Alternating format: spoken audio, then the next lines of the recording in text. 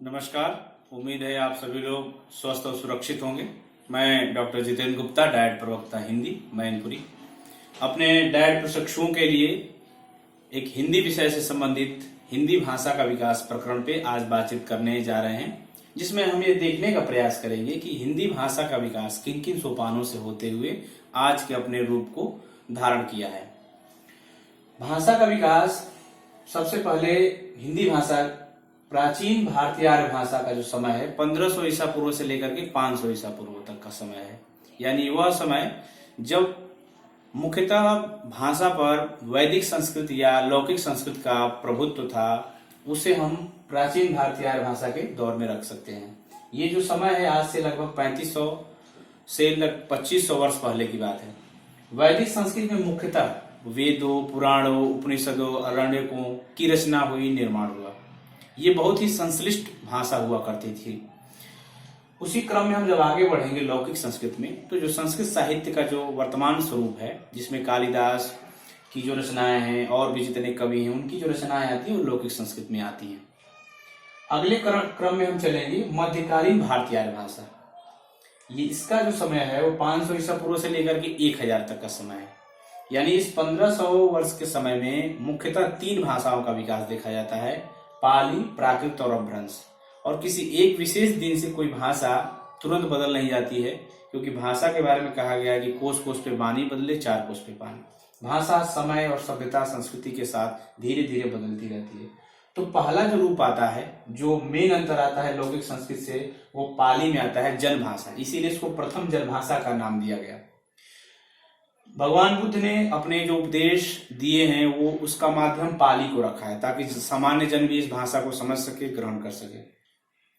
पाली, प्राकृत, महात्मा जो महावीर जैन हैं उनकी जो भाषा है वो प्राकृत है, और उन्होंने अपनी भाषा या उपदेशों का जो माध्यम है वो प्राकृत भाषा को लगाया। इसको हम द्वितीयक जन भाषा भी कह सकते हैं। इसी क्रम में तीसरी जो है अपभ्रंश। अपभ्रंश का शाब्दिक अर्थ होता है बिगड़ा हुआ या गिरा हुआ। यानी जो जन भाषा थी वो अब पूरी तरह से मिक्स हो गई थी, मिश्रित हो गई थी, जिसमें कोई एक विशेष रूप न रह सका था। मुख्यतः अपभ्रंश ही हिंदी की आधुनिक आर्य भाषाओं के विकास का शुरुआत माना जाता है। अब हम तीसरे क्रम में देखेंगे आधुनिक भारतीय आर्य भाषा। इसका जो समय है वह 1000 से लेकर के अब तक का जो समय है वो निर्धारित किया गया है। इसमें भी 3 आप समय में विभाजित कर सकते हैं, प्राचीन हिंदी, मध्यकालीन हिंदी और आधुनिक हिंदी।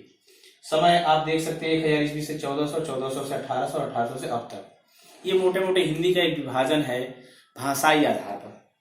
और अगर हम एक क्रम में इसको देखना चाहेंगे कि किस तरीके से निकला है, तो वैदिक संस्कृत से लौकिक संस्कृत का रूप, लौकिक संस्कृत से पाली, पाली से प्राकृत, प्राकृत से अपभ्रंश, अपभ्रंश से अवहट, अवहट से पुरानी हिंदी और आधुनिक हिंदी।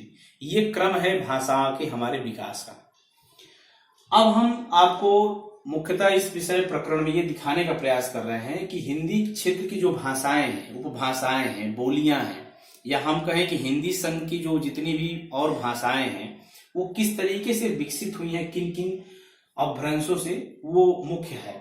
पहला है सौरसेनी, यानी कि जो सूरसेन का क्षेत्र है, पश्चिमी हिंदी का क्षेत्र का ले लीजिए। यानी पश्चिमी, अगर आप भारत के नक्शे को अपने मस्तिष्क में थोड़ा ध्यान दें, तो जो पश्चिमी भारत है, जिसमें राजस्थान है, हरियाणा है, ये जो क्षेत्र आते हैं वो सब उसमें आएगा, जिसमें पहला विभाजन होगा सौरसेनी का पश्चिमी हिंदी के रूप में। पश्चिमी हिंदी का मुख्य भाग हुआ खड़ी बोली, कौरवी, इसी को कौरवी के नाम से जाना जाता है। दूसरा है ब्रजभाषा, तीसरा है हरियाणवी, और चौथी है बुंदेली, 5वां है कन्नौजी। ये 5 जो है पश्चिमी हिंदी की भाषाएं हैं, या यूं कहिए कि बोलियां हैं, उपबोलियां हैं, उपभाषाएं हैं या विभाषा है। सौरसेनी का जो दूसरा रूप आप देखेंगे वो राजस्थानी है। राजस्थानी की 4 मुख्य बोलियां हैं, मारवाड़ी, मेवाती, मालवी और जयपुरी। ये 4 राजस्थानी वर्ग की भाषाएं हैं, बोलियां हैं। जयपुरी को ढूढ़ाड़ी के नाम से भी जाना जाता है। अब हम इसी क्रम में पहाड़ी वर्ग की भाषाओं को देखेंगे, बोलियों को देखेंगे, जिसको हम 3 क्षेत्रों में बांट सकते हैं, 3 विभागों में मुख्यतः रख सकते हैं। पश्चिमी हिंदी, जिसमें पश्चिमी पहाड़ी, जिसमें कि पंजाबी है।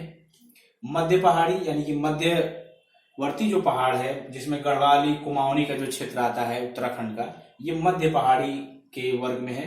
और तीसरा है पूर्वी पहाड़ी, जो नेपाल की में बोली जाती है, नेपाली भाषा। वो इस पहाड़ी की तीसरी वो भाषा है पहाड़ी पूर्वी, पहाड़ी हिंदी यानी कि नेपाली। अब अर्धमागधी क्षेत्र आएगा, यानी कि जो न तो मगध है का क्षेत्र है ना सुरसेन का क्षेत्र है, अर्धमागधी है, यानी जो अवध का जो क्षेत्र है उसको हम पूर्वी हिंदी के क्षेत्र में रखते हैं। और इसमें अब पहला है अवधी, बघेली, छत्तीसगढ़ी, यानी 3 बोलियां जो है पूर्वी हिंदी के रूप में रखी गई हैं, अवधी, बघेली, छत्तीसगढ़ी। उसी तरीके से हम अगर मगध में जाएं, जो मगध का साम्राज्य रहा है, आप इतिहास में देखे होंगे या सुने होंगे कि जो महाजनपदों की बात कही गई है, तो मगध का जो क्षेत्र है वो पूरा का पूरा क्षेत्र मगधी उपभाषा में आता है, जिसमें पहला जो मुख्य वर्ग है बिहारी वर्ग। बिहारी में 3 आएंगी बोलियां, मैथिली, मगही और भोजपुरी। ये 3 महत्वपूर्ण बिहारी वर्ग की बोलियां हैं। उसी क्रम में उड़िया, बंगला, असमिया भी एक एक मगधी की उपशाखाएं हैं, उपभाषाएं हैं। और एकमात्र जो महाराष्ट्री का क्षेत्र है, वो महाराष्ट्री से मराठी बोली निकली है। इन सभी की जो लिपि है वो देवनागरी ही है, और ये पूरा हिंदी का क्षेत्र है। आप अगर भारत के नक्शे को इस तरीके से रखकर यहाँ देखने का प्रयास करेंगे तो पूरा का पूरा जो क्षेत्र है, ये पूर्वी, ये जो पश्चिमी भारत है, ये मध्य का भारत है, और ये नॉर्थ ईस्ट का क्षेत्र है, पूरा का पूरा इस तरीके से आ जाएगा निकल कर। अब अगर आप सूत्रवत चाहेंगे, अगर इसको याद करना, तो एक सूत्र है इसके लिए कि आप जैसे अपने अपने तरीके से लोग याद कर सकते हैं। आप जो भी सूत्र अपना बना ले, अक्सर पूछा जाता है प्रश्न आपसे कि पूर्वी हिंदी में कौन कौन सी बोलियां आती हैं या वो भाषाएं आती हैं। तो आप चाहें तो अब तक 36 आप बना सकते हैं, जिसमें अ जो है अवधी का है, ब जो है बघेली का है, और 36 छत्तीसगढ़ी है। उसी तरीके से यहाँ प्रश्न आपसे बनते हैं कि पश्चिमी हिंदी में कौन कौन सी बोलियां आती हैं, तो इसको भी आप अपने तरीके से बना सकते हैं या विकसित कर सकते हैं, जिसमें हम कह सकते हैं कि ब्रज का राजा बुंदेली के साथ हरियाणवी में खड़ा है। इस तरीके से कुछ भी आप जो जैसे चाहें वो अपने को विकसित कर सकते हैं, बना सकते हैं। इसको आप एक बार पढ़िए और समझने का प्रयास करिए, और पीडीएफ में इसका नोट्स आपको उपलब्ध करा दिया जाएगा, और इसी पर आधारित एक आपका ऑनलाइन टेस्ट इसके अगले दिन प्रारंभ कराया जाएगा। मुझे उम्मीद है, विश्वास है कि आप सभी लोगों को एक मेरा प्रयास अच्छा लगा होगा, और आप इसे अपनी अवधारणाओं को विकसित करने में काफी मदद मिलेगी। जैसा कि ये प्रकरण चाहे आपके सेमेस्टर एग्जाम हो, टेट का हो, सीटेट हो, या जो सुपर टेट है, जितनी भी प्रतियोगी परीक्षा है, इसमें से 2 से 3 प्रश्न अनिवार्य रूप से पूछे जाते हैं। मुझे उम्मीद है, विश्वास है कि आप सभी लोगों को ये मेरा प्रयास अच्छा लगा होगा। धन्यवाद।